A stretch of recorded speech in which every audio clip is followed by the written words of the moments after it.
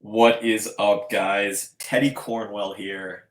Welcome to the Underdog Talk, the world's most underrated podcast on earth. And ladies and gentlemen, there is just something about the underdog. You know that. And I mean, you see him. Is that Aries Nutrition Apparel on? Yes, it is. Absolutely. Ooh, representing one of the best in the industry. And I mean, today we're joined by elite coach, a man who goes by Mr. Strech Armstrong. What is up, sir? How you doing today, man? I'm doing great. How about yourself? It's a little chilly on the East Coast where I'm located, but for the most part, happy, healthy. I have some competitors down in Irving, Texas right now. We did pretty good today. I don't want to jinx it. Finals are actually getting ready to start, and and I like I said before to you, I am from the home of the underdogs, Philadelphia, Pennsylvania. Hell yeah, hell yeah. And I mean, damn, you got some competitors competing.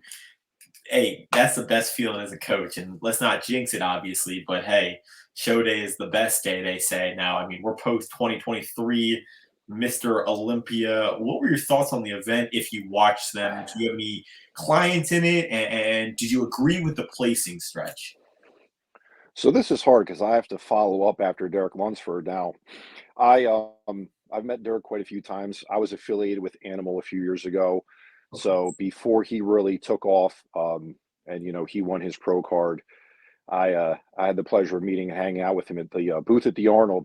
So I totally agree with the placings. I feel like it's like football. It's any given Sunday. Everybody can cry about what they should have done, didn't do, what they could have prepared for. It's who shows up.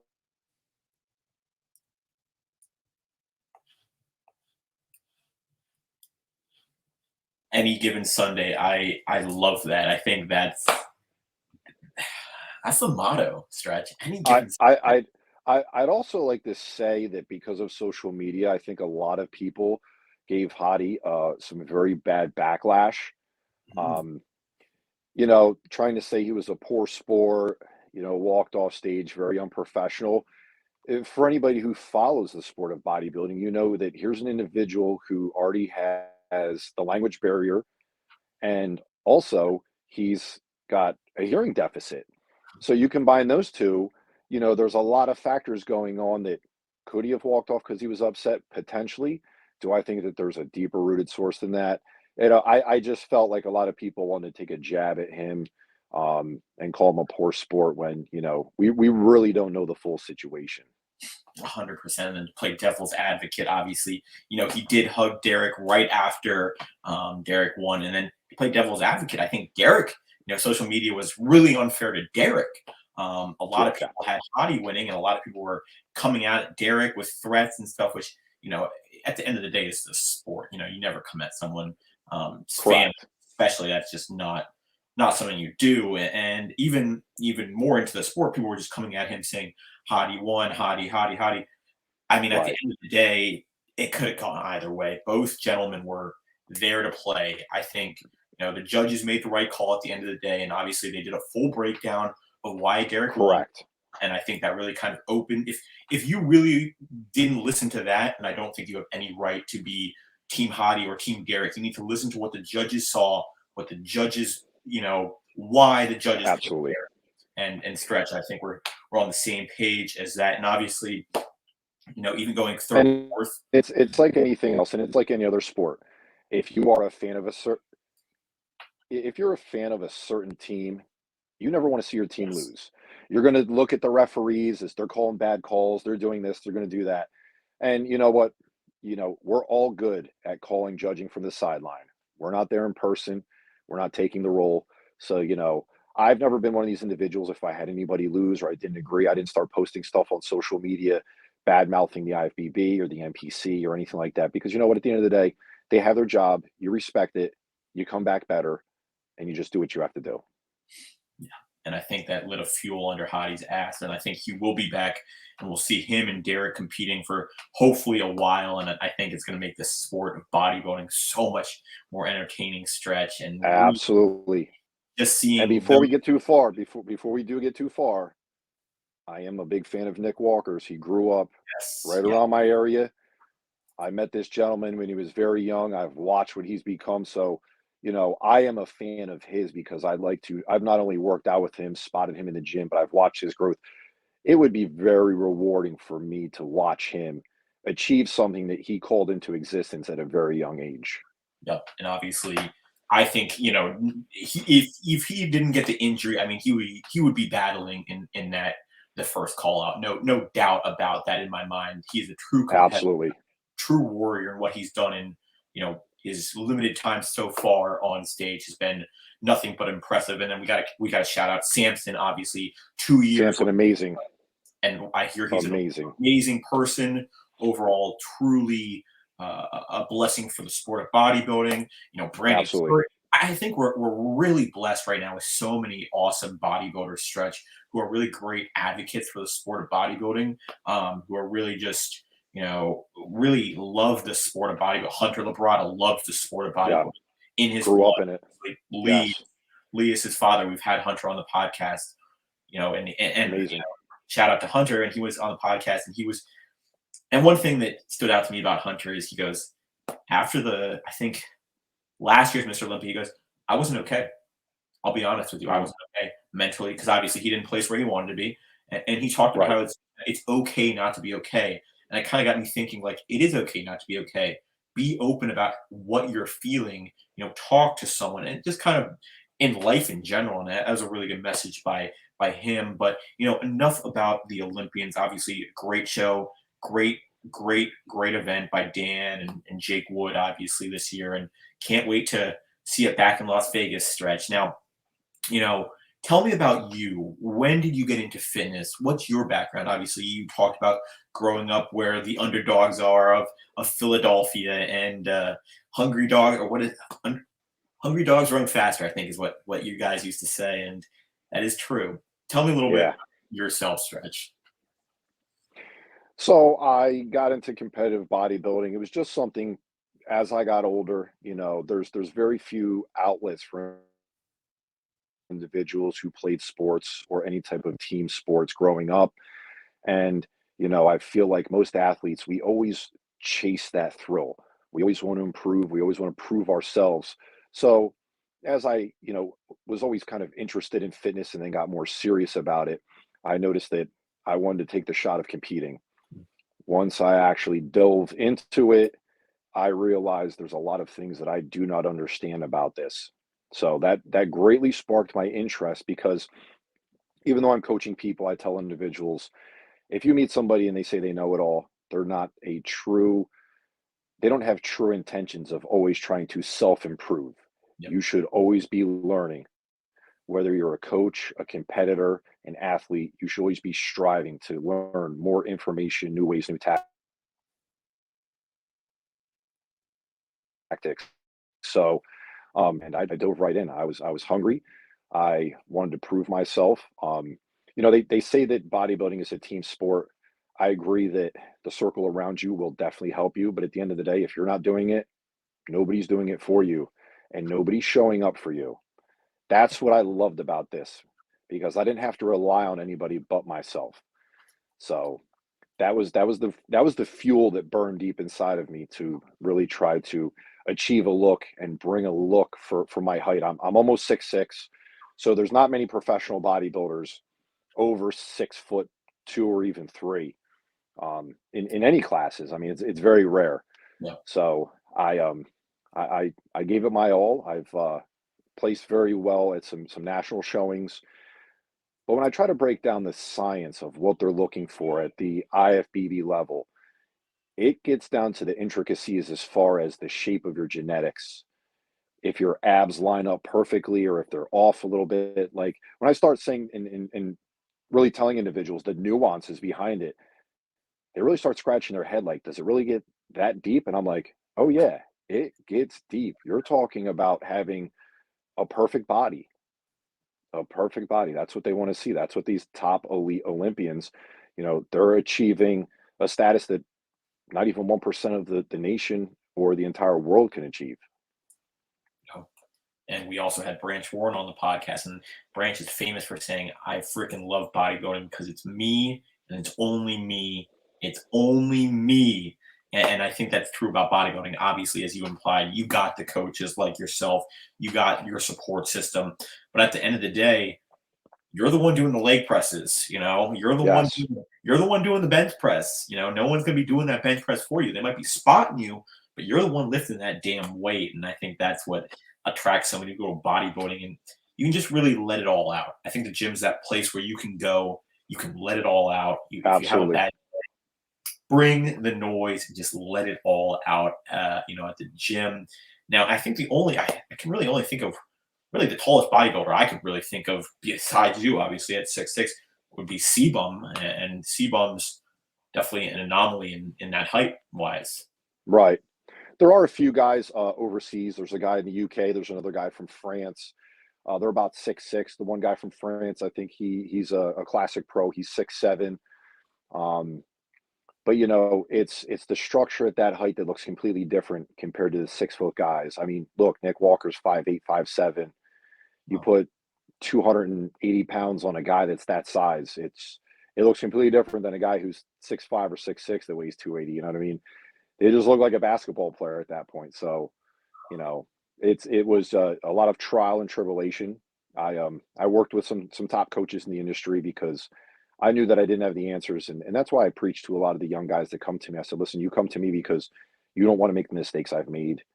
I'm here to navigate you down the path because people always joke and say that bodybuilding is a marathon. It's not a sprint, but at the same time, how many years are you going to put into this, spinning your wheels before you know what you're doing and can achieve the right results?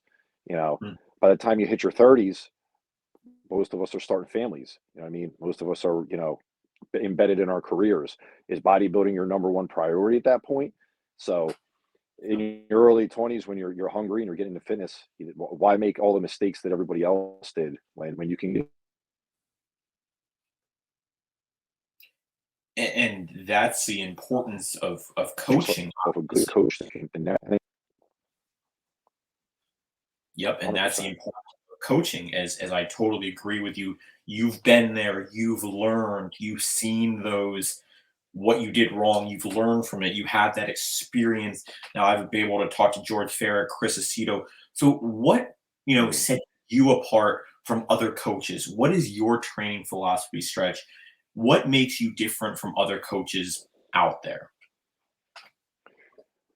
So one of my aspects that I really hold dear to my heart is anytime I hired a coach, when there was an issue that I didn't agree with, I always made sure that I didn't apply that same aspect to my coaching because if I'm feeling this way and why do I want to continue to do that to my own personal clients? Mm. So, and I always say, listen, I've let coaches go because when that monetary value doesn't add up to the service, I no longer need you. This is a sport where a lot of money's spent, a lot of money's put out. So you need to be able to retain and hold your value. So I like to make sure that my individuals they feel that necessity and I fill that for them. Yeah, I mean that is obviously very crucial and very, very important. And one thing I was looking at your profile, and one thing that really was interesting to me is how you dove deep into peak week and the importance of peak week. Obviously, before I did bodybuilding myself and before I really was able to talk to bodybuilders, I never understood the importance of peak week. And I love your video on how you talk about it.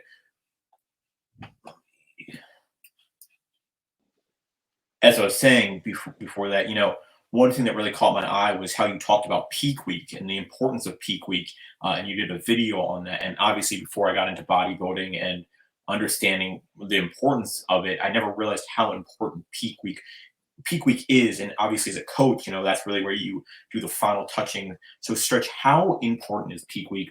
Well, first, what is peak week for those who aren't familiar with it? And then, what is the importance of peak week? So for those who aren't familiar, peak week is the final week leading up to a show. So Mhm. that is depending on where the individual is at. You should be ready. By the time you hit peak week, your physique is there. Now it's just manipulating the physique to be able to present it on stage at its truest form.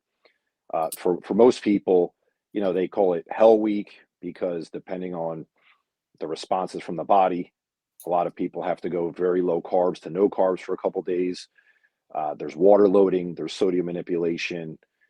We won't get into the details of any other enhancements that people use, but a lot of them start to make you feel really bad by the time you're getting ready for peak week. But, it's true what they say in bodybuilding. When you look your best, that is when you're at your weakest. So, when we see Mr. Olympia on stage and Derek Lunsford's hitting that back double, he looks amazing, but that day he probably doesn't want to lift any weights at all. Huh.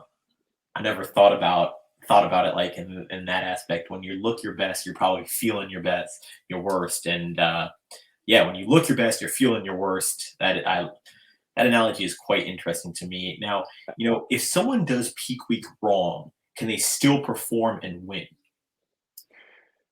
I'm sure that there's individuals out there that are able to get it off. I preach that a lot of the individuals that are in the IFBB, they are genetic anomalies. For the average Joe, like I said, I personally for years tried to achieve that elite status. Um, I've had guys who I've coached who I just knew based off of them not even taking any enhancements and the way they responded. I have a pro now who it's just the genetics are amazing. So the response that these people get at the amateur level, by the time they get to that elite level, you're now competing with all people like yourself. So, you know, it's no longer a level playing field because it's the best genetics in the world. Yeah, I mean, it's like the NFL, going back to that analogy. You're playing with the best. You're not in college anymore where you're playing with people who are good. You go up to that next level, you're competing with the big dogs, and Absolutely. it's a different game out there from what I understand. I've never competed with the big dogs, but it's a different game out there, obviously, and that's always why it astounds me whenever I get to talk to NFL players. I'm like, you are the 1% of The college. 1%. Yeah, it's incredible. And NBA players, you are the 1%. Bodybuilding at the Olympia, you are that 1% of elite bodybuilders. Now, I would Yes. love to ask this question to people in the bodybuilding industry. You really got to see the bodybuilding industry for a good amount of time stretch. You've seen the ups, the downs.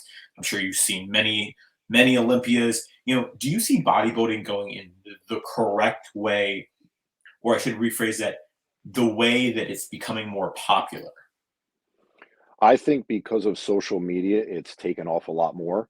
Mhm. Um, Based off of some of the classes that I watched today, you had 40 competitors. There's been in shows where I've had 40 competitors that I've had to go up against. So the popularity of now social media now bringing fitness mainstream individuals, not necessarily influencer individuals, Mhm. but everybody as they're getting into shape and then they see, like listen, Chris Bumstead, he's done amazing things for the IFBB and the NPC. I was at the North Americans in 2017 when he won his pro card. I was following him for a while and I saw him sitting on the stairs and I introduced myself and just the videos that he was putting up weeks before, it was just like, what is this? And now him being, a five-time Mr. Olympian classic physique, kids are now emulating and wanting to be and achieve that look. Um, so it's livened up a lot and brought a lot of young, fresh, new talent and individuals to the stage. Not necessarily all in a good way because there is a dark side to bodybuilding, as we know. Mhm. But I'm going to say this: there's a dark side to every sport. Agreed. We just don't hear about it. I've dealt with athletes that I've worked with that are in the NFL and other areas. Listen, everybody's trying to cut a corner. We'll just call it what we call it. So, bodybuilding is the one actual, quote unquote, people don't believe it's a sport, but we'll call it a sport to where it's known about taking supplementation. You know what I mean? And now social media has broadcasted it that much more that if you want to get there, you now need to do this. Or because this new influencer just made a post about what he's taking, now every 18-year-old kid now wants to go online and try to acquire for themselves. So, It's a double-edged sword, and I think that there's a lot of misinformation, but there's a lot of good information out there. The problem is that it's now saturated, so people don't know what to look for, which could be dangerous. And I love that stretch. I think it's a double-edged sword, and I think that goes for that goes for every sport, and I don't want to dive deep into the negatives of different sports, but obviously, this is a transparent podcast, and being open is necessary. And I think part of bodybuilding is the supplementation. It's no secret. Correct. Obviously, Right. natural bodybuilding is a thing. I'd say I'd always recommend doing that first. Maybe I'm not a professional, and obviously you're the professional, and that's if you're going to get into bodybuilding, I guess the one thing is talk to a coach, talk to someone who is knowledgeable on bodybuilding. Don't just Yes. jump into it willy nilly and do this, that, this. Get someone who knows how to do everything safely, as safe as possible with the Right. blood work, all that, and that is what I've learned from That those is bodybuilders. that is the key because everybody's like, you'll shave years off your life, you'll do this, you do that.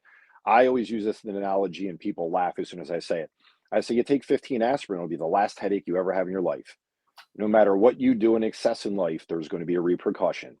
So, and I always give a disclaimer, and I tell people, listen, I'm not a doctor, I'm not a physician.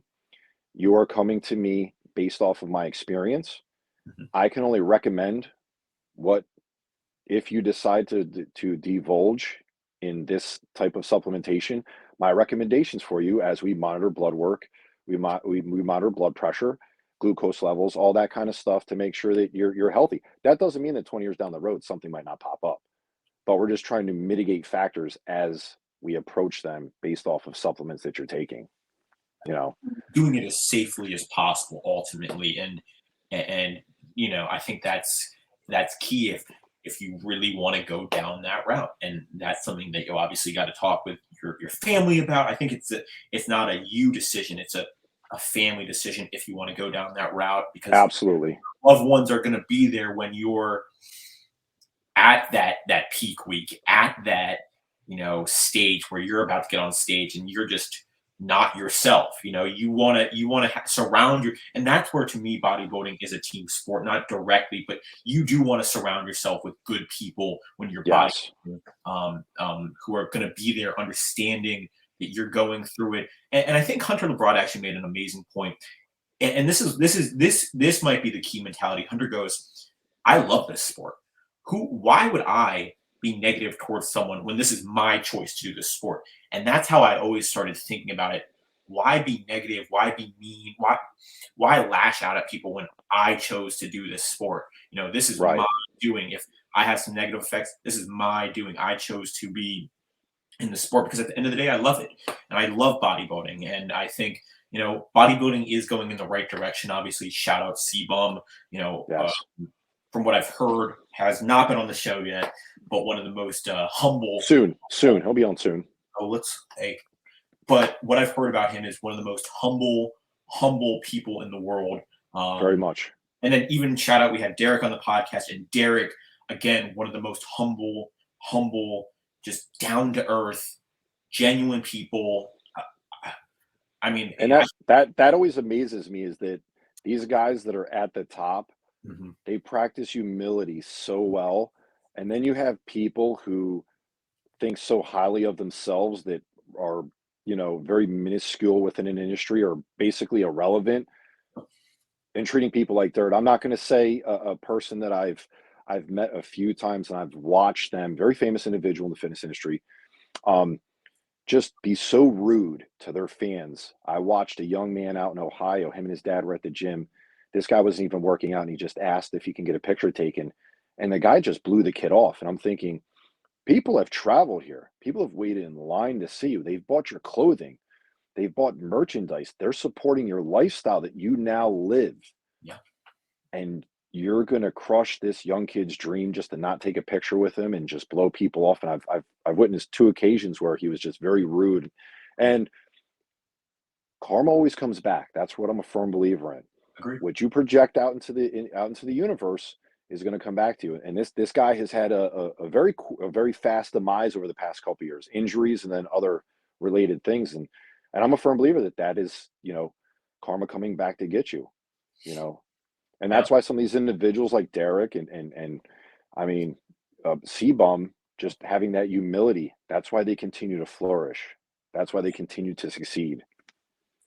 I just can't say. I haven't had the privilege to talk to Sebum yet, but I had the privilege to talk to Derek Lunsford on the podcast. And, out of every podcast I've done, and I've done a lot with some top professionals, I mean, the dude is humble. He is Yes. he is a man of faith, one of the most just the nicest human beings. So I'm really kind of back to that question where I asked you, Stretch, do you see the sport of bodybuilding going in the right direction? I do. I think Yeah. because we have good people who are leading it right now.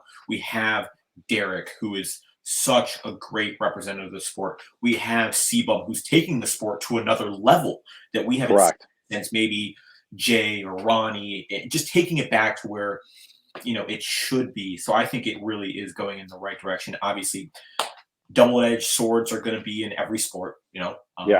That's how it is. And If you're and mind you this, you have to think when you have let's use Big Ramy as an example. When you have a Mr. Olympia who is not present in the American culture, language barrier, yeah, not posting on social media, not being an ambassador, the IFBB, they want a poster. You are now the poster child for yeah, this entire federation. You are the face. So you need to be marketable. I mean, yeah, Derek comes in, he's very sociable, he's very humble. yeah, I can say the same thing about Samson. I yeah, could say the same thing about Nick Walker. mhm, Um, I mean, there is a bunch of guys on that list that are top bodybuilders that are just great ambassadors and very genuine, very humble guys. yeah. And thinking of 212, Keon Pearson, we've had him on the podcast. Great representative of bodybuilding, humble guy, Absolutely. will take the time to be with his fans, will take the time to talk to you. Really funny guy actually, but really, really genuine guy. So I'm really happy that he won this year. Obviously, some people wanted Sean, and shout out Sean. Sean will be back. There's no question about that. Right. He's a competitor. He has a fire in him. Great, great, great, great athlete, great bodybuilder. So I can't wait to see them battle it out and for the next hopefully few years and Absolutely.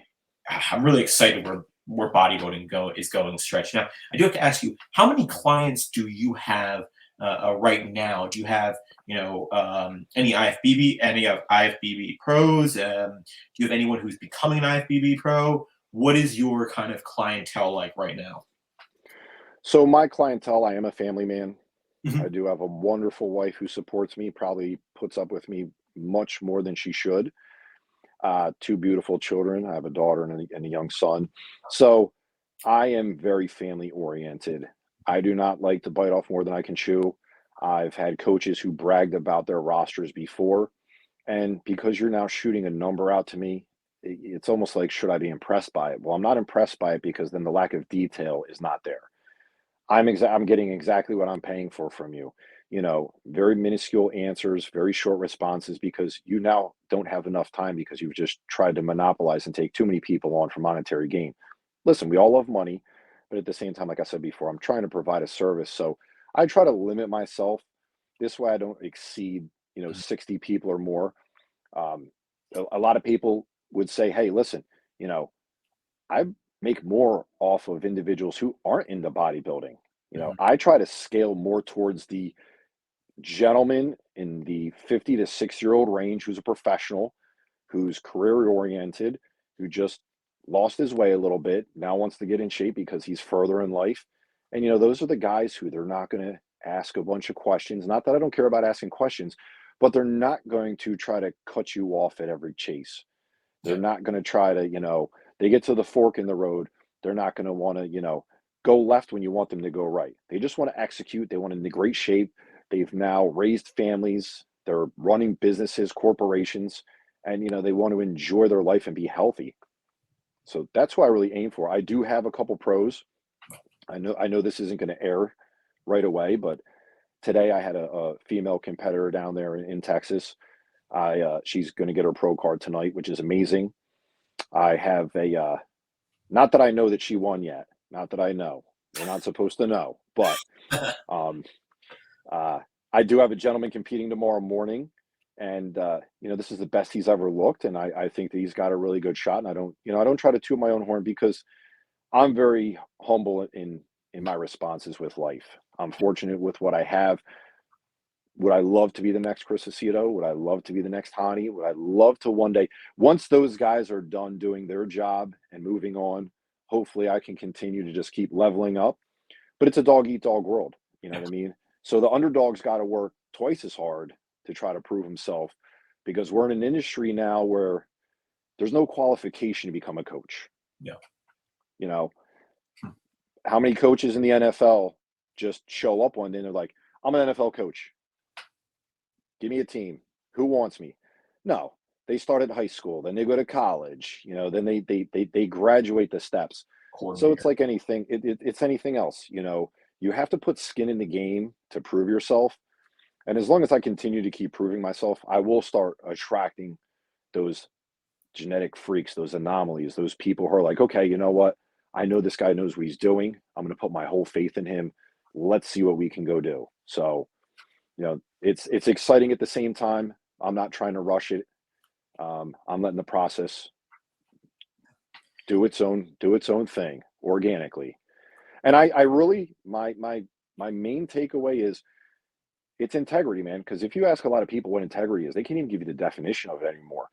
So there's so much smoke and mirrors of what's going on behind coaching to where there's no type of integrity. People are just here. Let me get the payment. Let me monetize all.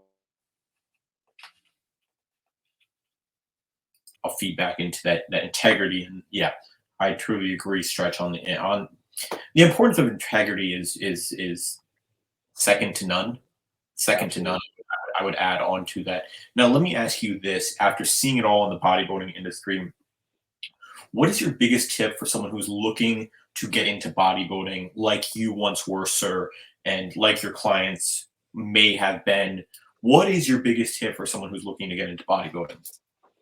So my biggest tip is make sure that you're passionate about it. Mm. Do it for all the right reasons. If you're doing it because you just want fame, stardom, and you want to be seen on stage, and you want this clout, that clout's going to be short lived. If you're truly passionate about it and you want to live and perform at the level that will make you a champion, you first need to have that champion mindset before you even touch a weight. There's a lot of people that touch weights and work out. Yeah. That means nothing.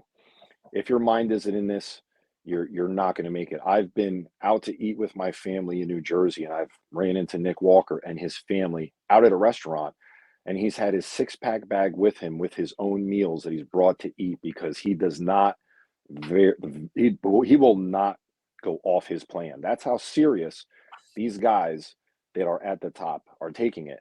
Yeah. So if you have that passion and that drive, once you're fueling that passion, now you need to get yourself a coach. And once you get yourself a coach, you need to do your background research.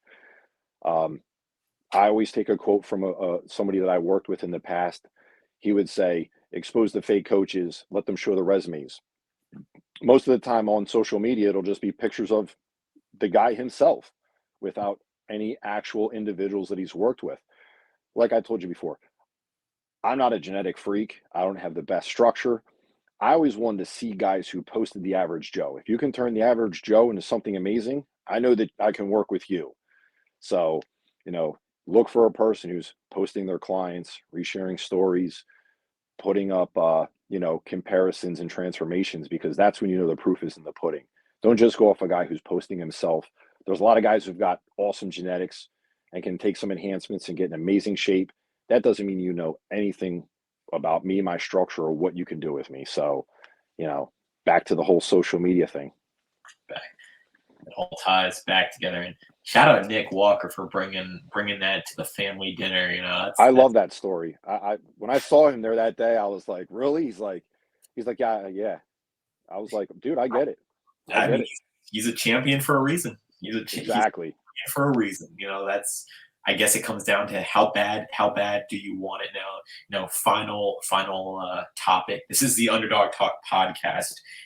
So what has been your underdog moment in your life, Stretch, that's helped create you into who you are today? So my major underdog moment is obviously, adolescent youth, um, living in the area that I grew up in. Philadelphia's a rough city. Any urban type of area, it's going to be a rough environment. It's a rough takeaway.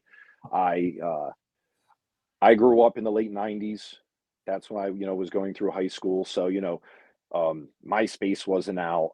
There really wasn't even cell phones yet. There was no type of social media.